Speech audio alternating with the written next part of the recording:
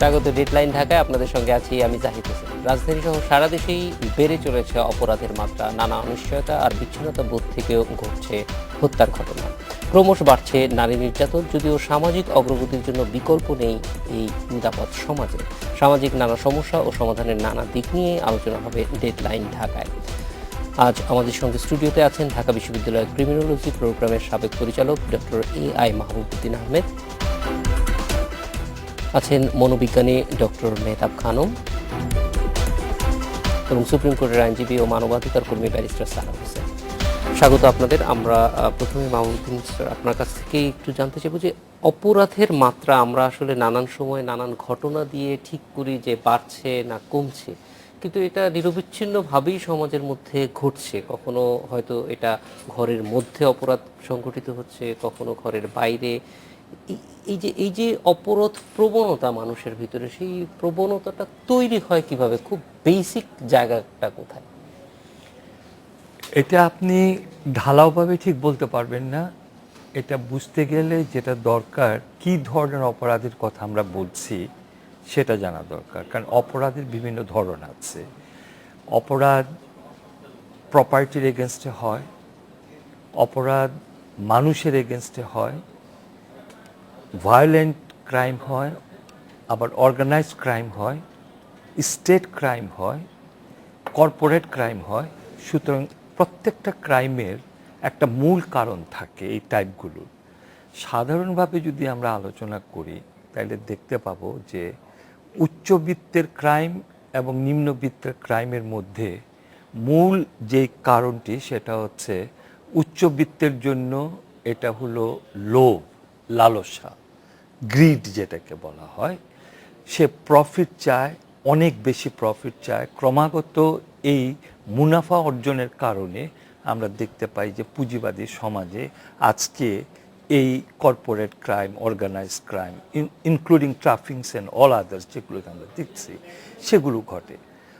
আর নিম্নবিত্তের জন্য এটা হচ্ছে মূলত সামাজিক বৈষম্য, অসমতা, দারিদ্র্য, বেকারত্ব, এগুলোকে মিলিয়ে আপনার এই দুজনের জন্যই দু ধরনের একটা মানসিক জগৎ তৈরি হয় এবং সেইখানে গিয়ে ওই যে অপরাধ প্রবণতাটা তাদের মধ্যে থাকার যে ব্যাপারটা সেটা ঘটে। এই যে অপরাধ প্রবণতা থাকে, এটা বাড়া বা কমার ক্ষেত্রে কোনো ধরনের তার পরিবেশ কোনো প্রভাব ফেলে? অবশ্যই, মানে এটা সবার মধ্যেই সেই অর্থে এক ধরনের অপরাধ প্রবণতা থাকে। যেরকম সমাজ যেটাকে বলে অপরাধ আসলে কি? অপরাধ হচ্ছে যখন আপনি আইন দিয়ে বলেন যে এটা অপরাধ এবং এটা শাস্তিযোগ্য, তখন এটা অপরাধ হয়। কিন্তু যেটি আমাদের দেশে অপরাধ সেটা কিন্তু অন্য দেশে অপরাধ নয়। আবার আপনি দেখেন, ধর্মীয়ভাবে যদি চিন্তা করেন, যেখান থেকে অপরাধের একটা মূল উৎস এসছে, যেগুলোকে ইসলাম ধর্ম বলছে পাপ, হিন্দু ধর্ম সেগুলো সবগুলোকে পাপ বলছে না। এখন হচ্ছে কি, একটা মানুষ এক সমাজে যে কাজটি করছে সেখানে এটাকে অপরাধ বলে বা পাপ বলে চিহ্নিত হচ্ছে না, আরেক সমাজে সেটা হচ্ছে। তো এই মানুষের মধ্যে তাইলে দেখা যায় যে সহজাতভাবে যে জিনিসটি ঘটে সেটা হচ্ছে যে নিয়ম, যেই তার উপরে আপনি যে শৃঙ্খলাটাকে চাপিয়ে দেন, অনেক সময় সে এই শৃঙ্খলা বিরোধী কাজ করবার চেষ্টা করে। কারণ এটা অনস্বীকার্য যে আমরা জন্মগতভাবে স্বাধীন, কিন্তু সমাজ, রাষ্ট্র আমাদেরকে কতগুলো নিয়মের মধ্যে রেখে সামাজিক সদস্য, রাষ্ট্রের সদস্য তৈরি করে। এই নিয়মগুলো ভাঙার প্রবণতা কিন্তু আমরা জন্মগতভাবেই করি। তাইলে দেখা যাচ্ছে যে যেই লোকের মধ্যে এই নিয়ম মানার প্রবণতাটা বেশি, সেটা যে কারণেই হোক না কেন, তার মধ্যে অপরাধ প্রবণতাটা কম। এখন কি কারণে এটা হয় সেটা আপনি যেটা আগেই বললেন যে পরিবেশ, আমার ভেতরে যে প্রবণতাটা আছে, যে মুহূর্তে আমি অপরাধটি করি সেই সিচুয়েশনটা, আবার যেভাবে আমি লালিত পালিত হই, সেই স্কুলিং, সোশ্যালাইজেশন বা সামাজিকীকরণ, আমার লার্নিং যেটা সমাজ থেকে যেটা আমি শিখি, এগুলো কিন্তু আমাকে প্রভাবিত করে, যার ফলে ওই কোন এক মুহূর্তে এই রকম একটা অপরাধ সংগঠিত হয়। আমরা একটু মেহতাব খানমের কাছে যাব। এই যে অপরাধ সংগঠনের স্যার যেটা বলছিলেন যে নানান কারণে হয়, কিন্তু আমরা কি এরকম বলতে পারি যে আমরা অনেক সময় কিন্তু বলি, ধরেন চলচ্চিত্রে একটা ভিলেন থাকে, সে তার মনটাই অপরাধী হিসেবে দেখানো হয়, বাস্তবে কি মানুষের মনের ভিতরে এরকম একটা অপরাধী মন অথবা যেটা ইনোসেন্ট মন সেরকম থাকে, নাকি এটা আসলে এক্সিস্ট করে? সেটাই, মানে আমি তো যেহেতু মনোবিজ্ঞানের তত্ত্ব থেকেই বলবো যে মনোসমীক্ষক সিগমন্ড ফ্রয়েড উনি বলেছেন যে আমাদের তিনটি সত্তা রয়েছে। একটি হচ্ছে আমার জৈবিক সত্তা, যেখানে লোভ লালসা এগুলো থাকছে, আমি কোনো নৈতিকতার ধার ধারি না, আমি ভেতরে শুধু আমার চাই চাই চাই ব্যাপারটি হয় ওই সত্তাটি থেকে, যেটি আমার জৈবিক সত্তা বা আদি সত্তা বলেছেন উনি। আরেকটি সত্তা হচ্ছে আমার বাস্তবতার সত্তা, যেটাকে রিয়ালিটি প্রিন্সিপাল দিয়ে যেটা চলে, যে সেই বাস্তব সত্তা আমাকে বলে দেয় যে আমার চাওয়াটা ভেতরে হচ্ছে, আমার অনেক নিডস আছে, কিন্তু আমার এই চাওয়াটার পূরণ হতে গেলে আমি অনেক পথে এগোতে পারি, আমি সঠিক পথেও যেতে পারি, আমি টাকা উপার্জন করে আমি সৎ পথে থেকে সৎ কথা বলে সত্যি কথা বলেও আমি সেটা করতে পারি, কিংবা আমি নানান রকম চোরা পথে সেটা অর্জন করতে পারি। আমাকে বাস্তব যে রিয়ালিটি প্রিন্সিপালের যে সত্তাটা, সে কিন্তু আমাকে সব বাস্তবতাগুলো আমার সামনে তুলে ধরে। আরেকটি সত্তা আমার মধ্যে আছে, যেটিকে উনি বলেছেন কনসিয়েন্স, বিবেক, যেটি আমাদের নৈতিকতার আলোকে চলে। এখন একটি শিশু যখন পৃথিবীতে এলো, তখন তার আস্তে আস্তে বেড়ে উঠছে, তার বিকশিত হচ্ছে, পরিবেশের প্রভাবে সে তার বিকাশ ঘটছে। এখন সে কিন্তু তার চাওয়ার কোনো শেষ নেই, তার অনেক কিছু চাইতে ইচ্ছে করে, তার একেবারে আদিসত্তার মধ্যেই সে রয়েছে। কিন্তু কি করছে, পরিবেশ কিন্তু তাকে বাস্তবতাও শেখাচ্ছে, একই সাথে বিবেক বুদ্ধিগুলো দিয়ে দিচ্ছে। কাজে যখন তার নৈতিকতার অভাব হচ্ছে, তখন সে বাস্তব জায়গাগুলো যখন দেখছে যে আমার অনেকগুলো রাস্তা আছে, আমি চোরা পথেও যেতে পারি, আমি সৎ পথেও যেতে পারি, তো সে চোরা পথে গিয়ে জিনিসটা করবে যখন তার নৈতিক সত্তাটা সাড়া দেবে না। এবং এই নৈতিক সত্তাটাই কিন্তু তার পরিবার, তার সমাজ, তার শিক্ষা প্রতিষ্ঠান, তার সমাজের চর্চা, তার সমাজে অপরাধ ঘটলে সেটার কি বিচার হচ্ছে না হচ্ছে, সব কিছু কিন্তু সে অবলোকন করে ধীরে ধীরে শিখতে থাকে। আপা, এই যে তার মানে বোঝা যাচ্ছে যে প্রিভেনশনটাই এখানেও জরুরি, যে কোনো অসুখের মতোই। সেই প্রিভেনশনের মানে এটা প্রতিরোধ করবার মতো যথেষ্ট প্রস্তুতি আমাদের সমাজে দেখতে পান কিনা? প্রিভেনশনের কথা তো মানে আমরা যেটা লার্নিং, স্যার বললেন যে লার্নিং যেটা, হ্যাঁ, যে আমরা প্রিভেন্ট করতে পারবো কখন, যখন আমি সামনে সুন্দর এক্সাম্পল দেখব, আমার সামনে রোল মডেল থাকবে যারা সুন্দর পথ ধরে চলে, সুন্দরের মধ্যে থেকে সুন্দরের হাত ধরে যারা ভালো পথে ভালোভাবে আমাদের সামনে একটা সুন্দর উদাহরণ রাখতে পেরেছেন। কিন্তু দুর্ভাগ্য যেটা আমাদের দেশের, আমাদের এখন বর্তমান সমাজে প্রেক্ষাপট বা সাংস্কৃতিক যে চর্চার মধ্যে যেটা দেখছি, যে আমরা কিন্তু সুন্দরটাকে ছাড়িয়ে কেমন যেন কুৎসিতের দিকে চলে যাচ্ছি। তো যখন প্রিভেনশনের কথা ভাববো, আমাকে কিন্তু চিন্তা করতে হবে যে আমরা আছি কোথায়, তাই না? আমি কোন জিনিসটা লার্ন করছি। যেমন সাইকোলজির আরেকটা থিওরিতে বলা হয় যে রিওয়ার্ড অ্যান্ড পানিশমেন্ট, হ্যাঁ, যে আমি যে কাজটা আমার রিওয়ার্ডেড হবে, পুরস্কৃত হবে, সে কাজটা আমার বেশি করতে ইচ্ছে করবে, ওটা অটোমেটিক্যালি কিন্তু প্রিভেন্ট করছে আমার অপরাধকে। কিন্তু আমি যখন দেখছি অপরাধকে রিওয়ার্ড করা হচ্ছে, অপরাধীকে বিচার করা হচ্ছে না, তখন কিন্তু আমার প্রিভেনশন তো কাজ করবে না। আমি দেখবো যে আচ্ছা, আমি তো অপরাধ করেও আমি বেঁচে যাচ্ছি। কাজে এই যে আমরা বিচারের একটা অনুপস্থিতি দেখছি আমাদের সমাজে অনেক বছর ধরে, সেটার কিন্তু একটা বড় প্রভাব আমার মনে হয় সমাজের উপরে ভীষণভাবে পড়ে গেছে। এখানে অবশ্যই সারা হোসেনের কাছে যেতে হবে যে আপা, এই যে বিচারহীনতার কথাটা বলা হয় এবং অপরাধ প্রবণতা বাড়ার সঙ্গে বিচার না হওয়ার, কারণ আমরা দেখেছি যে মামলা জট, এটা একটা বাস্তবতা এবং অনেক লম্বা সময়েও হয়তো এই জট খুলবে কিনা আমরা জানি না। তো বিচারহীনতার কারণে কতটুকু উৎসাহিত হচ্ছে, এটার সঙ্গে কোরিলেশনটা কেমন? আসলে বিচারহীনতায় যাওয়ার আগে আমার মনে হয় আমাদের অপরাধের সংজ্ঞা নিয়ে একটু আলাপ করা উচিত। কারণ আমাদের দেশে এখনো অপরাধ হিসাবে অপরাধ কোথায় সংজ্ঞায়িত এটা ভাবলে আমরা প্রথমে দণ্ডবিধির কথা ভাবি, সেই 1860 সনের দণ্ডবিধি। এবং একটা বড় প্রশ্ন সেখানেই দাঁড়ায় যে অনেক কিছু এখনো অপরাধ হিসাবে সংজ্ঞায়িত আছে, অথবা অপরাধের সংজ্ঞা এমনভাবে দেওয়া আছে যেটা আসলে আমাদের সংবিধানের সাথে সামঞ্জস্যপূর্ণ না। সংবিধান উত্তর একটা দেশে, সেখানে কিছু মৌলিক অধিকার সকলেরই আছে, সভা সমাবেশ করা, বিভিন্ন ধরনের অধিকার, আমাদের ব্যক্তি স্বাধীনতার অধিকার, জীবনের অধিকার ইত্যাদি।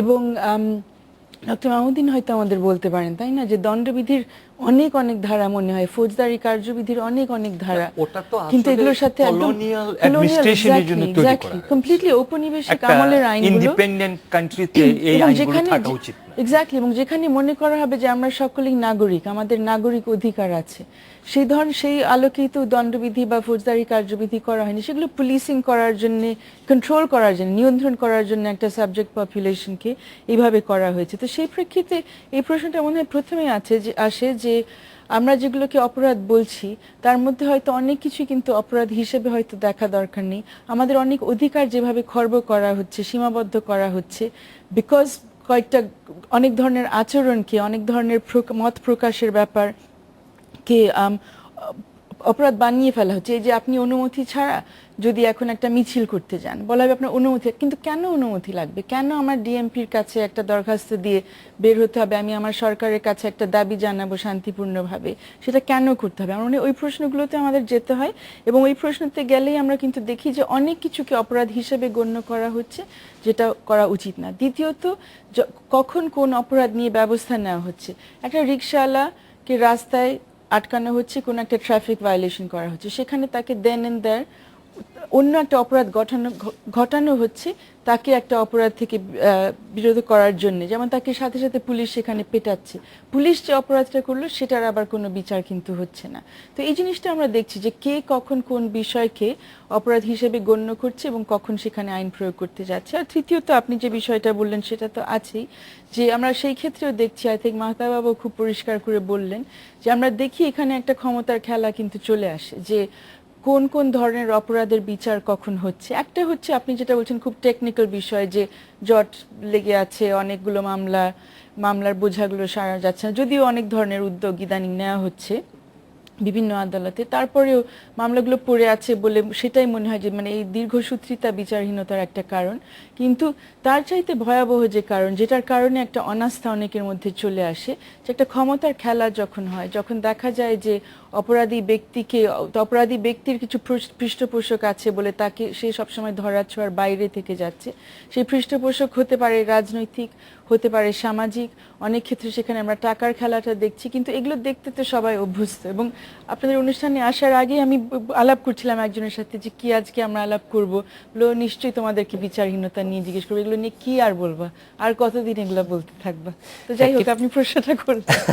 না, বিচারহীনতা তো একটা অবশ্যই কারণ, কিন্তু আমরা একটু ওইখানেও যেতে চাই যে এই যে ধরেন বিচারহীন, আপা যেটা বলছিলেন রোল মডেল খোঁজার জন্য আমরা কিন্তু প্রাইমারি স্কুলে যে প্রাথমিক বিদ্যালয়ে যাচ্ছে, সেও পরীক্ষার আগে জানছে যে কোনো না কোনোভাবে তার কাছে প্রশ্নপত্র চলে আসতে পারে, এবং সর্বোচ্চ বিচারালয়েও যখন যাচ্ছে তখনও মানুষ মনে করে অন্য কোনোভাবে বিচারটা পাওয়া যাবে, কোন লয়ারের কাছে গেলে একটু বেশি পয়সা খরচ করলে পরে সহজে জামিন পাওয়া যাবে। এই প্রবণতাটা আছে মানুষের, এই প্রবণতাটা ঠেকানোর জন্য তো আসলে আইন করা সম্ভব না। সেইটাই আমরা আপনাদের কাছ থেকে জানতে চাই যে এই প্রবণতা, অপরাধী মনটাকে কিভাবে আমরা আসলে সামাজিকভাবে নিয়ন্ত্রণ করতে পারি। একটা বিরতির পরে এই বিষয়গুলি আর একটু আলোচনা হবে। ডেডলাইন ঢাকায় যাচ্ছে আর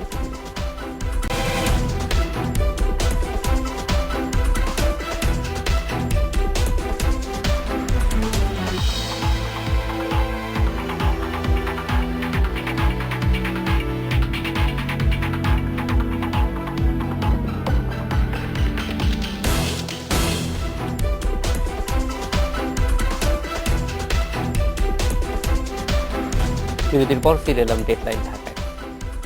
মাহমুদ্দিন স্যার, আপনাকে একটু জানতে চাইবো যে এই যে অপরাধ প্রবণতার ক্ষেত্রে আমরা যে কথাগুলি বলছিলাম, এর আগেও আপনারা বলছিলেন যে মানে মানুষের গঠন, বেড়ে ওঠা, এই সবগুলির সঙ্গেই একটা প্রত্যক্ষ সম্পর্ক আছে, কিন্তু একই সঙ্গে এই যে কি করলে অপরাধ হয় আর কি করলে হয় না, সেটা যেমন বইতে লেখা থাকে কিন্তু সেই বই সবাই পড়ে না, কিন্তু ওইটা তো কমন সেন্সের উপরে। সেই কমন সেন্সটা আমরা কতটুকু ডেভেলপ করতে পারছি সামাজিকভাবে, ধরেন যেই প্রতিষ্ঠানগুলি আছে, পরিবার, স্কুল, কলেজ?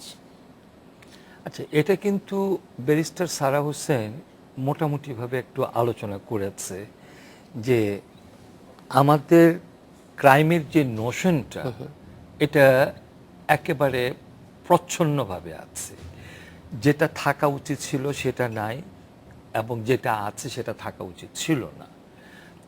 এখন যেই আইনগুলোতে আমরা ক্রাইম বলি, এই আইনগুলো হচ্ছে বিদেশি আইন।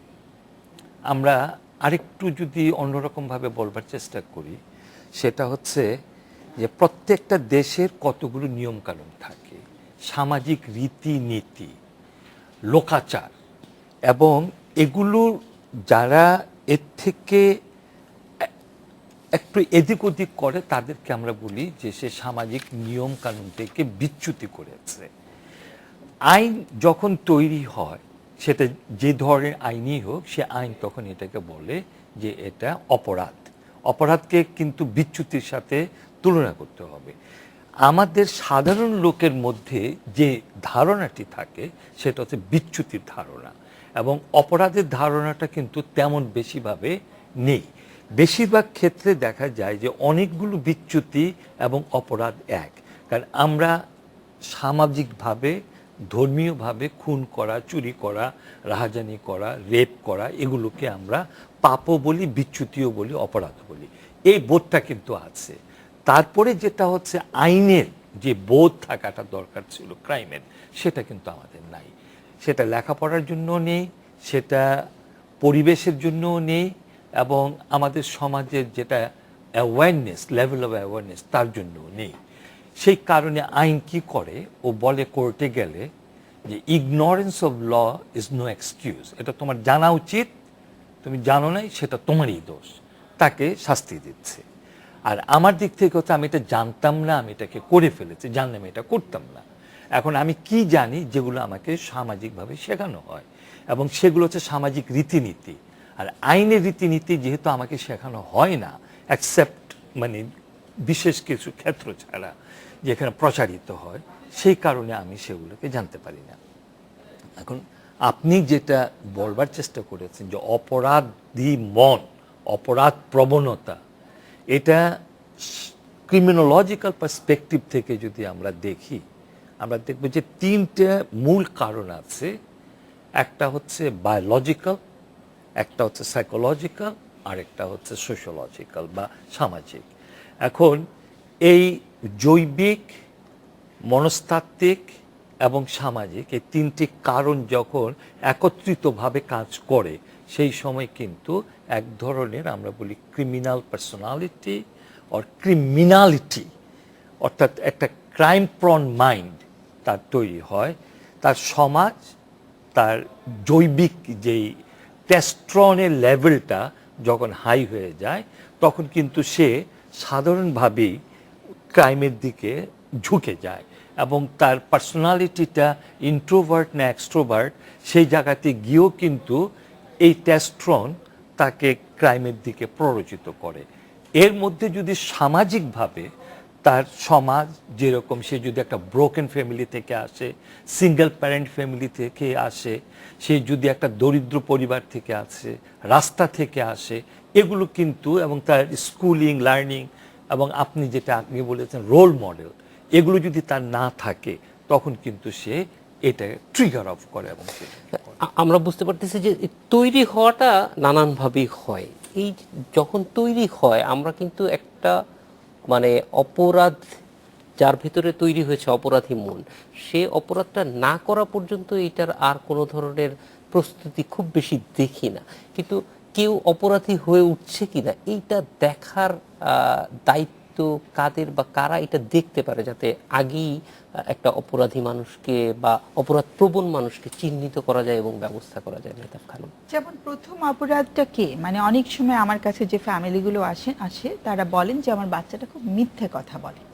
ওকে, এখন মিথ্যে কথাটা কিন্তু একটা ছোট বাচ্চার জন্য একটা অপরাধ হিসেবে দেখা হয় সমাজে। এখন আমরা যারা বড় আছি, এটা কিন্তু আমাদের দায়িত্ব যে আমার বাচ্চাটা কেন মিথ্যে বলছে। মিথ্যে কিন্তু তাকে কেউ জন্ম থেকে শিখিয়ে দেয়নি, তার মধ্যে কোনো একটা ইনসিকিউরিটি, কোনো একটা ভয় আছে, যে ভয় থেকে সে মিথ্যে বলে সে একটা মার খাওয়া থেকে বা একটা পানিশমেন্ট থেকে বাঁচতে চাচ্ছে। সে একটা কিছু করে ফেলেছে যে তার মন বলছে সে ঠিক করেনি, তখন সে কি করছে, সে বানিয়ে বলছে অন্য কিছু। তো এই জায়গা থেকে কিন্তু শুরু হয় যে আমরা ডিস্টর্ট করি, ইনফরমেশনকে আমরা ডিস্টর্ট করতে শুরু করি। কিন্তু আমাদের যারা বড় রয়েছেন, যাদের কথা আমি বলছি, যারা মা বাবা হতে পারেন, শিক্ষক হতে পারেন, তাদের কিন্তু দায়িত্ব রয়েছে যে আমার সন্তানটি বা আমার ছাত্রটি তার আচরণের মধ্যে এমন কিছু আচরণ হচ্ছে কিনা যেটি একটা বীজ বপন হচ্ছে বলে মনে হয়। কিন্তু তখন তারাও তো মিথ্যে কথা বলে। না, সেটা তো আরেকটা প্রসঙ্গ। আমি যাচ্ছি যে কিভাবে একটি শিশু বিকশিত হচ্ছে, বড় হচ্ছে, সেই জায়গাটাতে আমি সেরকম একটা, সেটাই কিন্তু প্রথম সূত্রপাত। এরপরে তো আরো বড় বড় ধরনের ঘটনা। আমি না দুটো ঘটনা আমার খুব বলতে ইচ্ছে করছে। আমি গতকালই শুনলাম যে একজন বলল যে তার বাড়িতে যে হেল্পার আছে, হাউস হেল্পার, সে এসে বলছে সে দেরি করে এসেছে। তখন তাকে জিজ্ঞেস করছে তুমি এত দেরি করেছো কেন? তখন বলেছে যে আপা দেরি হয়েছে কারণ আমি 200টা তরমুজের মধ্যে সিরিঞ্জ মাইরে আসছি। তারপরে আবার বলছে এই যে সিরিঞ্জ যে মারছি, রংটা কিন্তু খুব লাল আসিল, হ্যাঁ, এবং ওটার মধ্যে কিছু আসিল না আপা, দেখেন আমার হাতে লাগছে, কিচ্ছু হয় নাই। এই যে মানুষ কিন্তু ও কিন্তু জানে না এটা অপরাধ, জানলেও সে কিন্তু 200টা সিরিঞ্জ মেরে হয়তো 200 টাকা বা 400 টাকা সে উপার্জন করেছে। এই যে ব্যাপারগুলো, মানে এই যে এই মানুষটি, এই দরিদ্র ফ্যামিলি থেকে আসা মানুষটি, সে তো একটা পরিবারে জন্ম নিয়েছিল, এটা কিন্তু একদিনে হয়নি।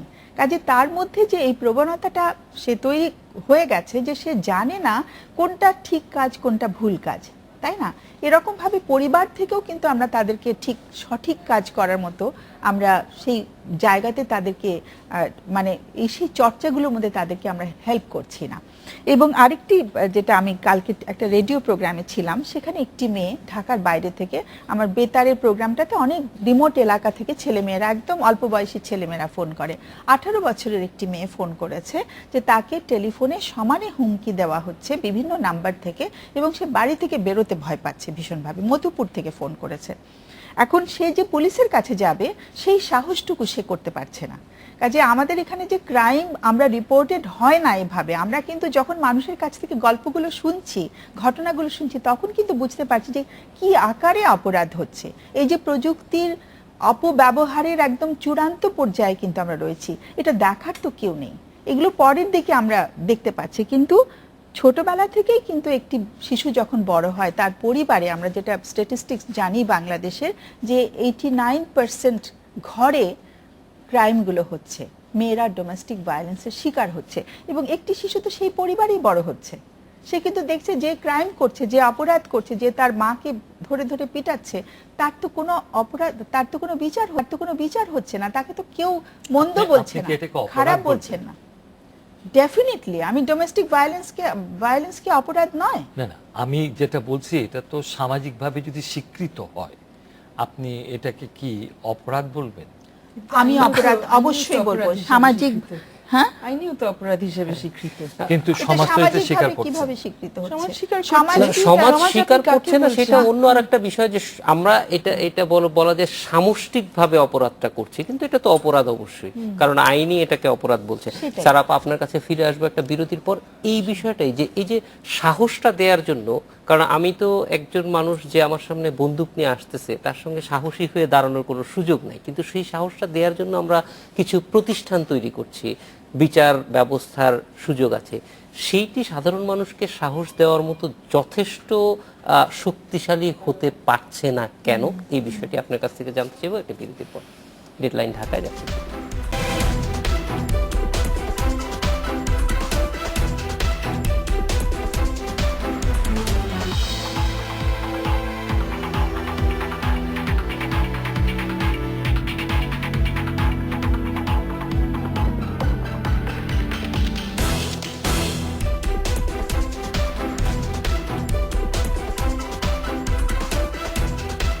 বিরতির পর ফিরে এলাম ডেডলাইন ঢাকায়। সারা হোসেন, আপনার কাছ থেকে জানতে চাইবো যে অপরাধের শিকার যারা হচ্ছেন তাদেরকে সাহস দেওয়ার জন্য যে প্রতিষ্ঠানগুলি আছে, তারা যথাযথভাবে সাহস দিতে পারছেন না কেন? বলে অপরাধের শিকার যারা হচ্ছেন, অনেক সময় তারা যে শিকার হয়ে প্রতিকার চাইবেন সেই পর্যায় পর্যন্ত যেতে পারছেন না।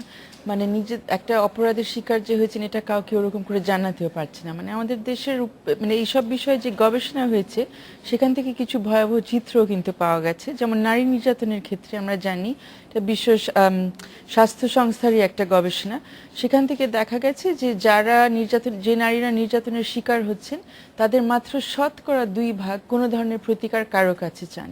এবং কিছুদিন আগে আমরা ব্লাস্ট একটি আইন সহায়তা সংস্থা, ব্লাস্টেরও একটা এরকম জরিপ করা হলো তাদের কার্য এলাকার উপরে, আমাদের কার্য এলাকার উপরে। সেখানে আমরা একই জিনিস দেখলাম যে যারা নানান ধরনের যাদের অধিকার লঙ্ঘন হচ্ছে, এবং তার মধ্যে অবশ্যই অপরাধের ঘটনাগুলো আছে, মানে স্ট্রেট ফরওয়ার্ড ক্রাইমের ব্যাপারগুলো আছে, তাদের মধ্যেও দেখা যাচ্ছে শতকরা 2 ভাগের বেশি কেউ কিন্তু কোনো ধরনের প্রতিকার চাইছে না। তো সেখানে একটা বড় সমস্যা যে আসলে অপরাধের মাত্রা কি আমাদের দেশে, সেটা আমরা তেমন করে জানতে পারছি না। আমরা যেগুলো রিপোর্টেড হচ্ছে সেগুলো সম্পর্কে জানতে পারছি, পুলিশের যে ক্রাইম স্ট্যাটিস্টিক্স আছে সেখান থেকে কিছু তথ্য পাচ্ছি, কিন্তু অধিকাংশ ক্ষেত্রে ওই যে একজনের যে একটা ঘটনার শিকার হয়েছেন তাকে যে কোথাও নিয়ে যাব সেই সুযোগটা অনেক সময় পাচ্ছি না। তো আপনি যেটা বললেন যে হ্যাঁ, অনেক ধরনের প্রতিষ্ঠানগুলো গড়ে উঠেছে, সরকারি আইন সেবার ব্যবস্থা আছে, আইন সহায়তার ব্যবস্থা আছে, তারপর নানান বিভিন্ন ধরনের বেসরকারি সংস্থা আছেন। আমরা যেটা করতে পারছি, আমার মনে হয় যে ওই শতকরা যে 2 ভাগ আছেন তাদের কাছে যেতে পারছি, যখন যেহেতু তারা ওই পর্যন্ত আসছেন, প্রকাশ করছেন তারা যে ঘটনার শিকার হয়েছেন, একটা আবেদন নিয়ে তারা আসতে পারছেন। কিন্তু ওই শতকরা 2 ভাগের ক্ষেত্রেও আমরা দেখি যে ওনাদেরকে থানা পর্যন্ত কখনো কখনো নিতে পারছি, আদালত পর্যন্ত কখনো কখনো নিতে পারছি, কিন্তু অনেক ক্ষেত্রে আমরা আবার দেখছি যে সেখান থেকেও তারা কিন্তু শেষ পর্যন্ত ঝরে পড়ছেন, তারা শেষ মানে পর্যন্ত যেতে পারছেন না। এবং একটা বড় ধরনের প্রবণতা আমার মনে হয় আমাদের সমাজে, যে সবসময় সব কিছু মেনে চলা, একটা সমঝোতার মধ্যে যাওয়া, এটা একটা ইতিবাচক দিক আছে যে হ্যাঁ, অনেক কিছু যেটা সমঝোতা করা যায়, সমাধান করা যায়, একটা বিরোধ নিষ্পত্তি করা যায়, সেটা তো করা উচিত। কিন্তু আবার অনেক ক্ষেত্রে অনেক ধরনের ঘটনাগুলো আছে যখন আমরা গুরুতর অপরাধের কথা বিশেষ করে যখন বলছি, সেখানে তো সমঝোতার প্রশ্নই উঠে না। কিন্তু আমাদের সমাজে এমন অবস্থা যে সমঝোতা না করেই পারছে না। অনেকেই বলে শেষ পর্যন্ত যে না, আমি এটা আরো বেশি দূরে নিয়ে গেলে এটা আমার জন্য ভালো হবে না, আমি নিতে পারবো না, আমার পরিবারও কিন্তু এই ঝুঁকিটা নিতে পারবে না, শেষ পর্যন্ত একটা সেটেল করে ফেলাটা ভালো। তারপর মনে হয় আমরা অনেকেই সেই ধরনের সমস্যার মধ্যে আছি। তারপরে অনেকে চেষ্টা করছেন, এই যে আমরা বারবার বিভিন্ন সংস্থার পক্ষ থেকে অনেক সময় ব্যক্তিগতভাবে অনেক আইনজীবীরা দৌড়ে যান হাইকোর্টের কাছে, বলেন যে আমরা প্রতিকার পাচ্ছি না, হাইকোর্ট থেকে একটা দিক নির্দেশনা দেওয়া হোক। অফকোর্স অ্যাগেন এখানে বলবো যে ইতিবাচক দিক, যে হাইকোর্ট থেকে একটা সাড়া পাওয়া যায়, যে বারবার আমরা যে ধরনের প্রতিকারগুলো চাই, যে যারা দায়িত্বশীল ব্যক্তিত্ব, দায়িত্বশীল যে কর্তৃপক্ষরা আছেন, আবার দায়িত্ব যে সব কর্তৃপক্ষের আছে, তারা যেহেতু দায়িত্ব পালন করছেন না, তাদের উপরে একটা নির্দেশ দেওয়া হোক যাতে তারা এটা করেন। কিন্তু শেষমেশে আমার মনে হয় আমরা মেহতাব আপার কথায় ফিরে আসি, যে আমরা প্রত্যেকে যদি যার যার জায়গা থেকে আসলে অন্যদের অধিকার সম্পর্কে শ্রদ্ধাশীল না হই, তাহলে খালি এই দৌড়ে গিয়ে দিক নির্দেশনা নিয়ে আমরা কতদূর শেষ পর্যন্ত করতে পারবো, এটা একটা চিন্তা। আর যে বিভিন্ন সংস্থা থেকে যে প্রচেষ্টা নেওয়া হচ্ছে, তারাও তো একটা কঠিন পরিবেশের মধ্যে আছে, কতদূর কাজ করতে পারবে, কার অপরাধ নিয়ে তারা কথা বলতে পারবে। যাদের দায়িত্ব আছে আমাদের জীবন রক্ষা করা, আমাদের স্বাধীনতা রক্ষা করা, আমাদের প্রত্যেক মৌলিক অধিকার রক্ষা করা, আইন প্রয়োগকারী সংস্থা, তাদের নিয়ে আপনি কতদূর সোচ্চার হবেন? যখন আমাদের আইজিপি সাহেব নিজেই বলেন যে নারীরা যৌন নির্যাতনের শিকার হয়েছেন, সেখানে মাত্র একটা দুষ্টামির ঘটনা হয়েছে, সেটা নিয়ে আমরা কোন প্রতিকার কার কাছে পাবো? এটা নিয়ে আমরা তেমন কিছু হতে দেখেছি এই কথাটা বলার পরে? তার বিরুদ্ধে কোনো ডিসিপ্লিনারি অ্যাকশন নেওয়া হয়েছে? কিছুই তো শুনলাম না। সবাই মনে করলো উনি এরকম একটা কথা বলতে পারেন, আমরা শুনতেও পারি। তো যারা এই ঘটনার শিকার হয়েছেন ওনারা কি মনে করছেন? যখন চিফ অফ পুলিশ, যার দায়িত্ব হচ্ছে, যিনি এই মুহূর্তে হাইকোর্টের দিক নির্দেশনা যার উপরেই দেওয়া হয়েছে যে উনি প্রতিবেদন দিবেন, এই যে 1 মাসের সময় তো চলছে, এর মধ্যে উনি গিয়ে এই সময়ের মধ্যে উনি যদি মনে করেন যে এরকম কথা বলা সম্ভব, তাহলে আপনি কার কাছে তাকাবেন, কি আর চাইবেন? আপা একটু মাধব খানমের কাছে চলে আসবো, যে এই যে ধরেন পুলিশের আইজিরও যেই অবস্থানটা, সেটা কিন্তু সত্যিকার অর্থে তিনি এই পদে আছেন বলে এটা অপরাধ, কিন্তু এটা একটা সাধারণ আন্ডারস্ট্যান্ডিং। কিন্তু আমরা বলি যে ধরেন যে মানে এক ধরনের মিটার, যে যেহেতু এই সাধারণ আন্ডারস্ট্যান্ডিংটা আইজি তার এই পদে থেকে প্রয়োগ করতে পারেন না। কিন্তু আমাদের সমস্যাটা হচ্ছে, আমরা যেটা জানতে চাই সেটা হচ্ছে যে এই আন্ডারস্ট্যান্ডিংটাই কিভাবে চেঞ্জ করা যায়। কারণ এই আন্ডারস্ট্যান্ডিংটা মানে আমরা চাই না যে মানুষের এই এত বড় ঘটনা, যেই মেয়েটা এই পরিস্থিতির মধ্যে দিয়ে গেল, তার কাছে নিশ্চয়ই দুষ্টামি শুনতে খুব ভালো লাগে না। আইজি সাহেবের যে উচিত যে দুষ্টদের এই কার্যক্রমটা তার কাছে কেমন লাগতো। তো আমরা এইটাই জানতে চাই যে এই যে সাধারণভাবে মানুষ একটা ট্যাগ করে দেয় যে কোনো ঘটনায়, এইটা কেন এবং এটা বন্ধ করা কিভাবে সম্ভব? এটা খুব কঠিন প্রশ্ন, এই জবাব আসলে এই এখনকার প্রেক্ষাপটে